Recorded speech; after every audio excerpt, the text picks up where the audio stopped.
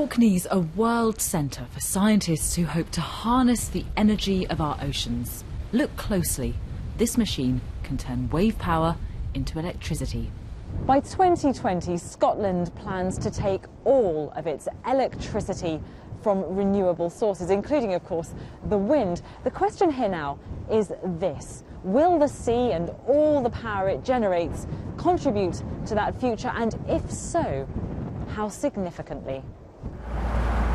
As we visit, 11 marine energy devices are being tested here. What we're doing here is towing the device to site. This prototype captures tidal power, like an underwater wind turbine. It already generates electricity. By next year, developers hope enough to power 1,500 homes. But it's not yet commercially viable. That could take up to 5 years.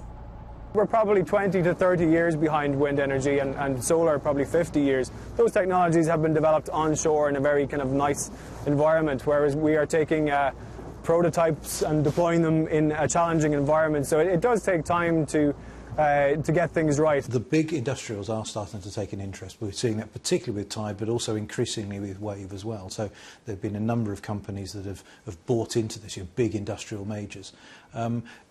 Does there need to be more money in this? Well, of course there does, yes. This is a potentially huge endeavour. We could do a fifth of the UK's electricity supply if we make this technology work. And the impact of that technology on the environment and economy here is closely monitored. Orkney's stunning scenery and Stone Age sites attract nearly 200,000 visitors a year. Numbers are up at this hotel. They now cater for a new type of tourist: developers, engineers and investors. We have to take advantage of the opportunities when the industry is in its infancy. However, it is very clear that there's a balance to be struck. Certainly when you start to look at scaled up arrays of devices along very prominent shorelines, then surely there's bound to be a problem. Already there are plans for wave farms, 50 or more devices like this one off the Orcadian and mainland coast. That worries local fishermen, excites international students and feeds a growing supply chain. This electrical engineer used to employ 3 people.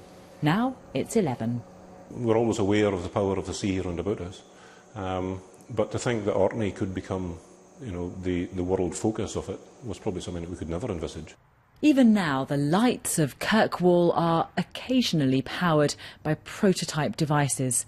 The sea has brought Orkney trade and oil, wealth, and soon, it's hoped, power.